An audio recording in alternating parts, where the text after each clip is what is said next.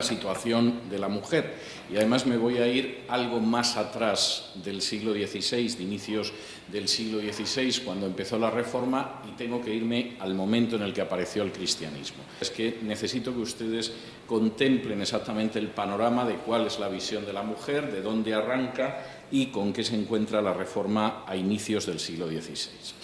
El cristianismo surge en un ambiente cultural, que es el de la cultura clásica, desde muchos puntos de vista absolutamente admirable. Seguramente en términos de belleza y de creaciones artísticas en ningún momento hemos conseguido superar la cultura clásica, pero esa cultura clásica era una cultura en la que la situación de la mujer era verdaderamente pavorosa. En la práctica, legalmente la mujer era un niño, aunque en términos reales no llegaba ni a niño. La mujer era fundamentalmente una posesión del varón, en un primer momento de su padre, posteriormente de su esposo, sino que el divorcio se realizaba expulsando a la mujer de la casa, punto final.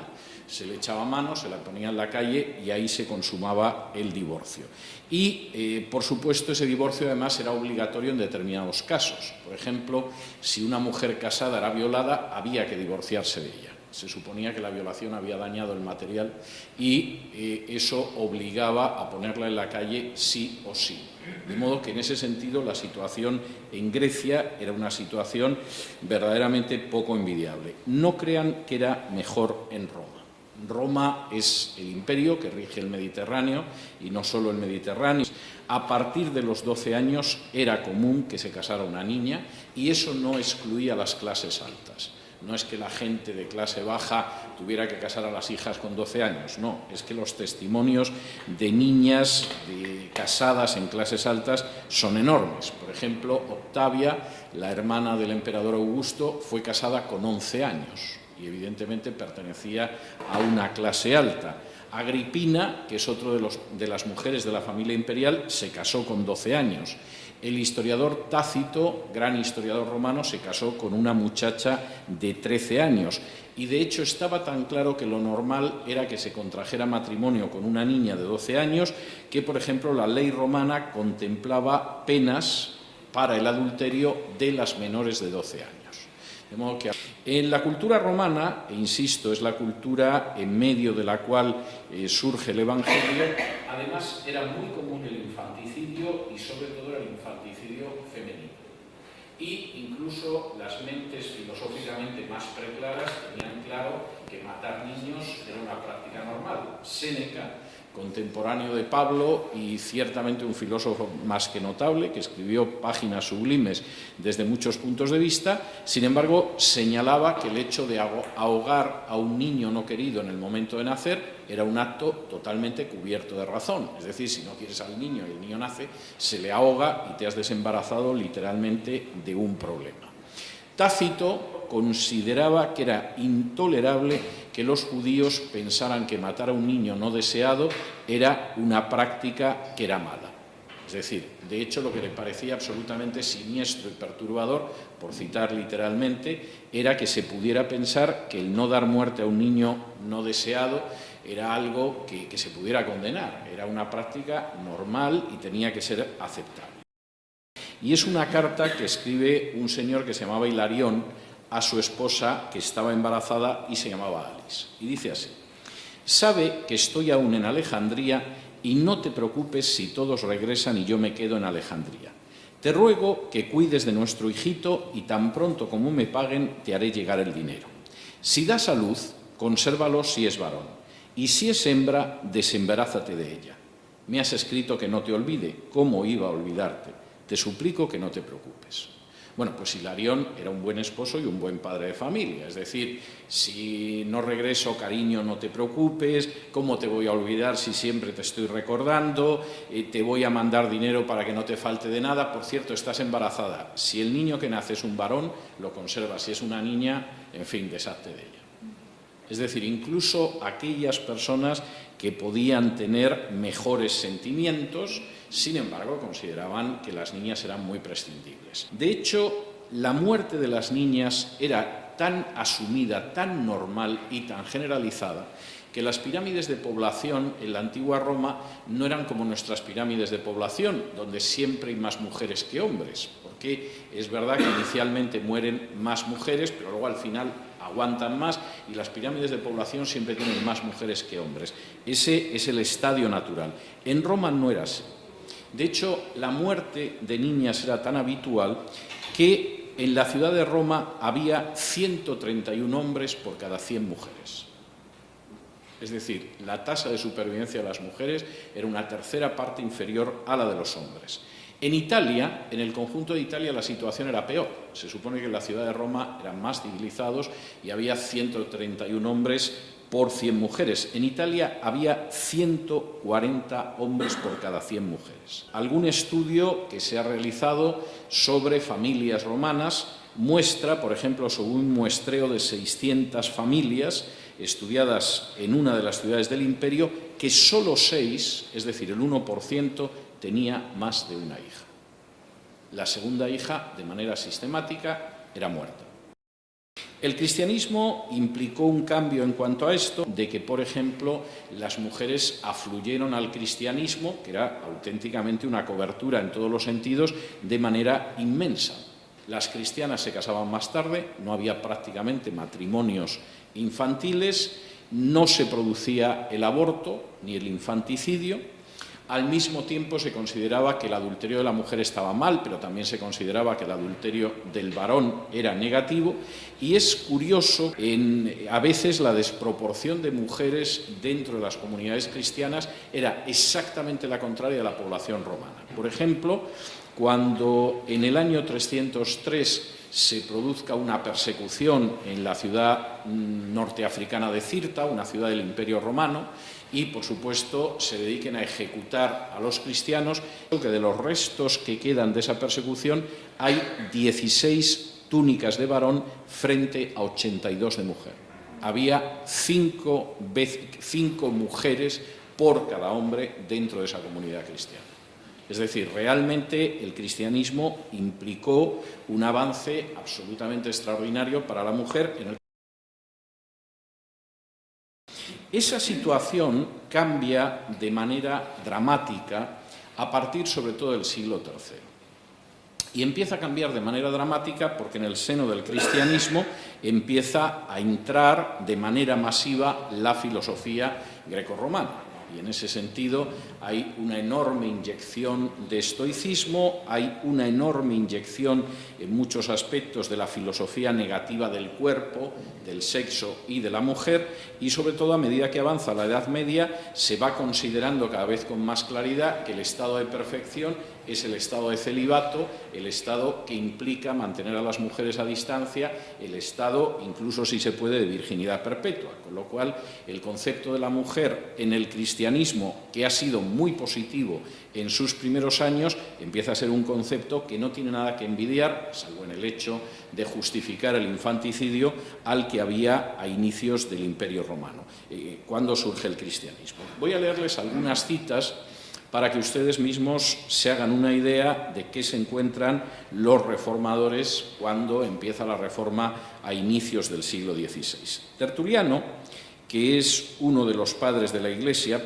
por ejemplo, en De Culta Feminarum escribe lo siguiente: ¿y no sabes tú que eres una Eva? La sentencia de Dios sobre este sexo tuyo vive en esta era. La culpa debe necesariamente vivir también. Tú eres la puerta del demonio.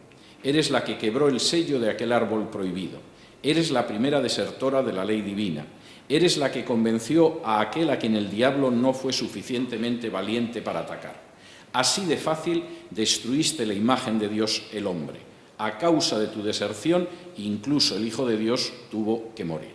Verdaderamente el texto es para echarse a temblar, y Tertuliano es muy interesante en algunos aspectos, pero su visión de la mujer como forma de tergiversar las Escrituras es algo para echarse a temblar.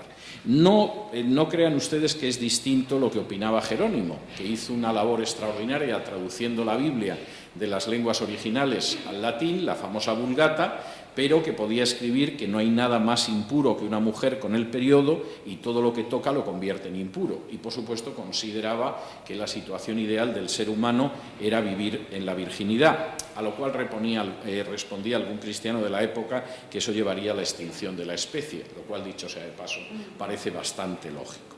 San Juan Crisóstomo, que posiblemente es el padre griego más importante, no crean ustedes que tenía una visión más positiva de la mujer. Por ejemplo, escribía: ¿qué otra cosa es la mujer sino una enemiga de la amistad, un castigo inevitable, un mal necesario, una tentación natural, una calamidad deseable, un peligro doméstico, un detrimento deleitoso, una naturaleza ruda pintada con bellos colores? De hecho, San Juan Crisóstomo, que ya había entrado en la deriva de todo lo negativo que es el sexo, escribía: el hombre vivía en el paraíso sin deseo alguno sexual, de tal manera que no existían relaciones sexuales, ni nacimiento, ni otras clases de corrupciones. Solo después del pecado el hombre fue revestido de la esclavitud del matrimonio. Por supuesto, San Juan Crisóstomo nunca explicó cómo obedecieron el mandato de crecer y multiplicaos sin tener relaciones sexuales. Quizá había un laboratorio para bebés probetas en el Edén, del que no nos cuenta nada el libro de Génesis, pero que supuestamente existiría. San Ambrosio, que aparte de ser obispo de Milán fue el maestro de San Agustín, verdaderamente hace una descripción de la mujer que no tiene desperdicio. Sus caras son como viento abrasador y sus voces silbidos de serpiente, pero también aplican encantamientos nefastos a incontables hombres y animales. Y cuando se dice que su corazón es una red, se está hablando de la malicia insondable que impera en sus corazones. La descripción es verdaderamente notable. Mi muy admirado San Agustín de Hipona, que escribió extraordinarias páginas sobre la teología de la gracia, y en fin, es un teólogo aprovechable, desde luego no lo es en el terreno de las mujeres. Fíjense, por ejemplo, en algunas de las afirmaciones de San Agustín de Hipona. Nada rebaja tanto a la mente varonil de su altura como acariciar mujeres, y esos contactos corporales que pertenecen al estado del matrimonio. Es decir, aquí San Agustín tampoco está hablando de la prostitución o algo así, no. El estado del matrimonio es algo que rebaja la mente varonil de una manera terrible. En La ciudad de Dios, que es un texto de filosofía política todavía notable, San Agustín escribía: es Eva la tentadora de quien debemos cuidarnos en toda mujer. No alcanzo a ver qué utilidad puede servir la mujer para el hombre si se excluye la función de concebir niños. Esta última afirmación no tiene tampoco ningún desperdicio. Las mujeres no deben ser iluminadas ni educadas en forma alguna. De hecho, deberían ser segregadas, ya que son causa de insidiosas e involuntarias erecciones en los santos varones. Y con esto termino, cuán sórdido, inmundo y horrible es el abrazo de una mujer. Bien, para un personaje que había vivido una vida eróticamente movida antes de su conversión, no está nada mal. No crean ustedes que la cosa mejoró con la escolástica. De hecho, Santo Tomás de Aquino, por ejemplo, en la Suma Teológica dice: el padre tiene que ser más amado que la madre y merece mayor respeto porque su participación en la concepción es activa y la de la madre simplemente pasiva y material. Bien. O, por ejemplo, añade: la mujer es un defecto de la naturaleza, una especie de hombrecillo defectuoso y mutilado. Si nacen mujeres, se debe a un defecto del esperma o a los vientos húmedos. Solo es necesaria para la reproducción. Y, por supuesto, de manera totalmente coherente, Santo Tomás de Aquino acababa concluyendo que un matrimonio sin relaciones carnales es más santo. No hace falta decir que esto no era solo la visión de los teólogos o el ordenamiento eclesial, es que hasta los inquisidores tenían claro que el gran problema eran las mujeres. El martillo de las brujas, los dos monjes inquisidores dominicos que lo escriben dicen lo siguiente: la mujer es un enemigo adulador y secreto. Y si decimos que es más peligrosa que una trampa, no queremos decir una trampa de cazadores, sino diabólica. Y cuando se dice que su corazón es una red, se está hablando de la malicia insondable que impera en ella. Incluso personaje tan ilustrado y paralelo a la Reforma como era Erasmo de Róterdam, una afirmación de la mujer que verdaderamente es de la siguiente definición de la mujer. La mujer es, reconozcámoslo, un animal inepto y estúpido, aunque agradable y gracioso. Es decir, las mujeres de por sí son tontas, pero hay que reconocer, no podemos negar, que, hombre, agradables pues pueden ser y guapas algunas muchísimo. Esto, por supuesto, el hombre más ilustrado. ¿Cuál es la visión de la Reforma en medio de este mundo, como habrán visto ustedes, que desde hacía pues 1500 años, es decir, milenio y medio, y salvo un pequeño paréntesis del inicio del cristianismo, no se puede decir que tuviera una visión positiva de la mujer? Es decir, la visión que ya legal, jurídicamente, era una visión desastrosa, además de pronto se sumaba a una visión teológica y filosófica terrible. Pues realmente la visión de la Reforma de la mujer era enormemente positiva, entre otras cosas porque la Reforma empezaba rechazando de manera tajante todos los prejuicios de la Edad Media. La Reforma regresó a la Biblia. ¿Y qué se encontró en la Biblia? Bueno, primero se encontró con que el mandato de creced y multiplicaos estaba antes de la caída. De manera que el sexo no podía ser malo, cuando de hecho formaba parte del propósito de Dios para el género humano.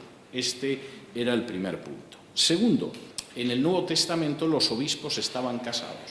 Uno va, por ejemplo, a 1 de Timoteo, capítulo 3, y entre las instrucciones para los obispos es que estén casados, que tengan hijos, que eduquen correctamente a su familia, etcétera, etcétera. Interesante, por ejemplo, en Efesios, cuando se habla de la actitud que tienen que tener los esposos entre sí, se enfatiza que el esposo debe amar a la mujer exactamente igual, de la misma manera que Cristo amó a su Iglesia. Con lo cual, evidentemente, de nuevo, esa visión era absolutamente distinta. Y, por supuesto, y esto es bastante interesante, Dios creó al hombre como varón y hembra, no como un ser superior masculino y un ser inferior femenino. Las consecuencias de esto en la manera en que contemplaban las relaciones entre hombres y mujeres son enormemente interesantes. Permítanme, por ejemplo, para los reformadores estaba muy claro que el hecho de prohibir el matrimonio, el hecho de satanizar el sexo, era directamente diabólico. No era una equivocación teológica, era absolutamente diabólico. Por ejemplo, William Gotch, que es un teólogo reformado del siglo XVII, escribe: hay que considerar una doctrina de demonios la prohibición de casarse, porque es una doctrina contraria a la palabra de Dios. Richard Sives, otro de los teólogos puritanos, escribía al respecto: fue el diablo el que redujo a baja estima esa condición honorable que es el matrimonio. Guy Tucker, otro de los teólogos puritanos, que escribía: el lecho matrimonial, dicho por el apóstol, es de por sí libre de suciedad, pero el espíritu de Satán dijo hablando por estos hombres o bestias: el matrimonio es deshonroso. Es decir, la primera tesis de la Reforma es que la visión distorsionada del matrimonio, del sexo, de la mujer, no era una simple equivocación teológica, era directamente doctrinas de demonios. La unión del hombre y de la mujer era algo verdaderamente maravilloso. Por ejemplo, uno de estos autores puritanos decía lo siguiente: no existe una sociedad más cercana, más completa, más necesaria, más gentil, más deleitosa, más cómoda, más constante y más continua que la sociedad de un hombre y de su esposa. Por ejemplo, Thomas Adams, otro de los autores reformados, podía escribir: no existe una fuente de disfrute tan grande en la tierra como el matrimonio. ¿Cómo era además visto el matrimonio? Bueno, pues yo tengo que decir que la visión que aparece del matrimonio dentro de la literatura reformada es enormemente hermosa porque insiste mucho en el hecho del compañerismo. Fundamentalmente, la mujer es el mejor amigo que se puede encontrar en la tierra. Es decir, a diferencia de esa cultura que considera que tienes una mujer en casa, pero hombre, amigos son aquellos con los que bebes cerveza y ves los partidos de fútbol, la visión de la Reforma es que realmente el mejor amigo es la mujer. Por ejemplo, otro de estos autores puritanos habla de que al contraer matrimonio te has unido con un amigo. Y Richard Baxter, uno de los grandes teólogos reformados, decía: es una auténtica gracia tener un amigo fiel que te ama de manera completa, al cual puedes abrir tu mente y comunicar todos tus asuntos. Y es una gran gracia tener cerca a un amigo que ayuda a tu alma, aviva en ti la gracia de Dios. Es decir, realmente la mujer no es esa trampa diabólica que a poco que nos descuidemos pues nos va a arrastrar a lo peor, sino que es todo lo contrario, es el gran amigo. Es el alma cercana a la que podemos abrir nuestro corazón, con la que podemos comunicar todos nuestros asuntos y que no solamente, como se dedica a provocar erecciones en los santos varones, nos conduce a la condenación, todo lo contrario, es el gran ayudador del alma del varón y aquella que aviva en el hombre la gracia de Dios. Henry Smith, que es otro de los grandes teólogos reformados, decía que un regalo tal como la mujer es algo que solo podemos atribuir a Dios y hay que aceptarlo como si Él nos enviara un presente desde el cielo con un nombre que lleva escrito encima: el regalo de Dios. Es una visión ciertamente hermosa de la mujer. Por supuesto, esto implicaba que la visión del sexo era muy positiva. Los puritanos tienen muy mala fama, fundamentalmente porque como nadie se ha dedicado a leer a los autores puritanos, hay mucha ignorancia y es muy fácil repetir todas las tonterías que se dicen sobre ellos. Yo creo que pocos autores cristianos han insistido más en las bondades del sexo que los puritanos, que no es la imagen que tendríamos de los puritanos. Es curioso cómo los puritanos insistían enormemente en esto, sobre todo sobre la base del texto bíblico de Génesis 2:24, el texto que habla de que el hombre y la mujer se convierten en una sola carne. Y evidentemente eso fue antes de la caída, mal que le sentara a San Juan Crisóstomo, a Tertuliano o a otros padres de la Iglesia. Gutch, precisamente uno de los autores puritanos en Nueva Inglaterra, decía que esa unión sexual es uno de los actos más apropiados y esenciales del matrimonio. Y como en el caso de John Milton, el gran poeta inglés, lo sustentaba en la afirmación de Génesis 2:24. La manera en que se hablaba de la sexualidad en los autores puritanos a veces es enormemente poética. A veces, por ejemplo, William Ames hablaba de la comunicación mutua de los cuerpos.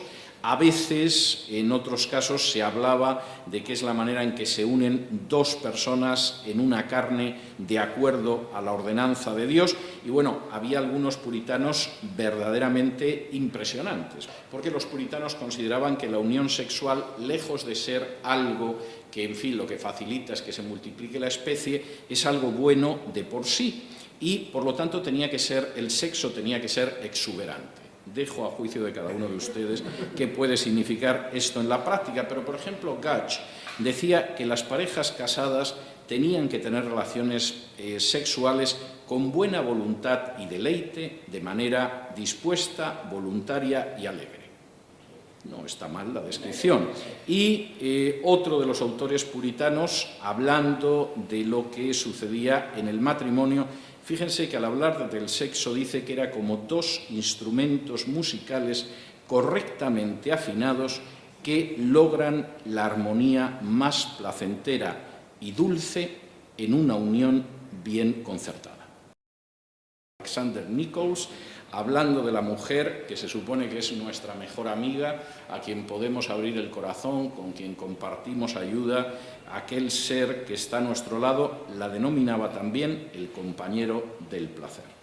De modo que en este sentido la visión de la mujer era radicalmente distinta, era una visión enormemente positiva. Por supuesto, la visión de la mujer en este sentido, en muchos casos, era presentada como algo totalmente distinto y opuesto a la teología católica y a la teología medieval, en el sentido de que esa era una visión deformada, diabólica de la mujer, y había que verlo de otra manera. Lo cual es una visión de la mujer, en fin, a años luz, afortunadamente, de la que podían tener los autores. Por supuesto, no consideraban, estaban convencidos de que el ser humano, tanto mujer como hombre, estaba tocado y contaminado por el pecado. Su antropología no era una antropología optimista, sino pesimista. Pero, curiosamente, no pensaban que las mujeres fueran peores. No había algo, como decía Tertuliano, que las convirtiera en peores. De hecho, Robert Cleaver, escribiendo precisamente sobre esa cuestión, dice: aunque hay algunas mujeres malas y perversas, eso no prueba en absoluto que la malicia de su naturaleza sea mayor que la del hombre. Y por tanto resulta ridículo y estúpido que haya personas que hayan atacado a todo el sexo femenino por unas pocas mujeres que son malas. Pues sí, es verdad, claro que hay mujeres malas, igual que hombres. Y desde luego no se puede hacer un juicio de que son la puerta del diablo, la trampa diabólica, etcétera, porque es algo que se podría aplicar también, si queremos ser injustos, al conjunto del sexo femenino. Otro de los autores puritanos, enfrentándose con la idea de que, pues en última instancia las mujeres son una trampa peligrosa que hay que eludir, decía lo siguiente: la esposa es una bendición, no una trampa. Tus libertades serán puras con ella y la vas a visitar en su habitación sin ningún tipo de pecado. No hay nada tramposo, maligno en la mujer en sí, todo lo contrario, es en ese sentido algo extraordinario. Los teólogos reformados sostenían que en absoluto era así, no eran un mal necesario, eran otra cosa. John Cotton, escribiendo, decía: las mujeres son criaturas sin las que no existe una forma de vivir agradable para el hombre. Son blasfemos aquellos que las critican y desprecian y que las llaman un mal necesario, porque son un bien necesario.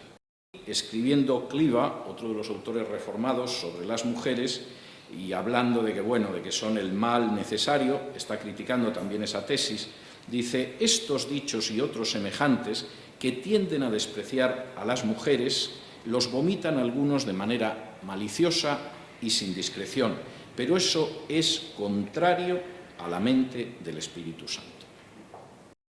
De hecho, la mente del Espíritu Santo es que son el bien necesario y el ser que solamente Dios podría diseñar y que se puede considerar como alguien que lleva encima un letrero que dice el regalo de Dios.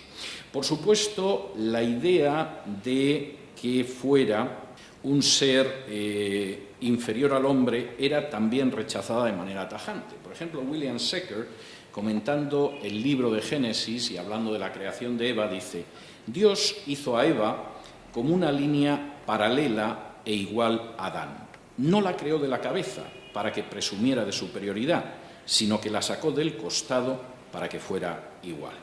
O, y esto es bastante interesante, Gotch, aceptando que efectivamente hay textos en la Biblia donde se dice que la cabeza de la esposa es el varón, dice sin embargo lo siguiente: aunque el varón puede ser la cabeza, sin embargo la mujer es el corazón, lo que es la parte más excelente del cuerpo, cercana a la cabeza y mucho más excelente que cualquier otro miembro que está situado bajo la cabeza.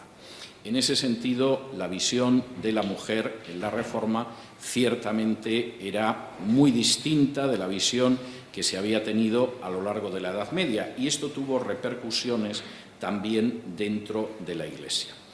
Tuvo repercusiones, pero por citar algunos. Por ejemplo, Margarita de Angulema, que es una de las mujeres de la Reforma, en una Francia donde ser protestante era un deporte de riesgo, creó un círculo de humanistas reformadores. Es decir, gente que no solamente era partidaria de la Reforma, sino gente que eran intelectuales en el sentido más noble de lo que es un intelectual, es decir, gente que está muy formada y que puede poner la cultura al servicio del avance del Evangelio. Isabel de Albret fue la que introdujo la Reforma en la región de Bretaña y, de hecho, el Evangelio avanzó en toda esa zona, por cierto, preciosa, de Francia, gracias a Isabel de Albret. Carlota de Laval, que era la mujer de Gaspar Coligny, posiblemente el protestante político francés más importante del siglo XVI, es un personaje del que todo el mundo sabe que era en buena medida la columna vertebral de Gaspar Coligny. Yo no sé si la famosa tesis francesa del chercher la femme, del buscar la mujer detrás de los grandes hombres, vino con Carlota de Laval, pero lo cierto es que con Carlota de Laval podía perfectamente justificarse. Juana de Albret fue la reina de una Navarra francesa independiente, que fue un reino independiente hasta bien avanzado el siglo XVI, donde arraigó la Reforma, donde se tradujo por primera vez la Biblia al vascuence y donde por primera vez existió una libertad de religión para todos en Europa. Y el personaje era excepcional, causaba la enorme admiración de los protestantes, el odio sin paliativos de los católicos, porque comprendían que era una mujer de inmenso talento. O sea, con talento, mujer y protestante, lo tenía realmente todo. Y, por supuesto, eso es excepcional, pero no fue el único caso absolutamente excepcional. Voy a citarles un par de casos que me parecen interesantes. En el caso de España, junto con reformadores varones, hubo personajes femeninos extraordinarios como María de Cazalla, que, por cierto, llamaron enormemente la atención de sus contemporáneos. En algunos casos, las herejes españolas causaban más sobrecogimiento a los agentes de la Inquisición que los herejes. Pero es que en algunos casos la importancia de esas mujeres ha sido extraordinaria y es desconocida.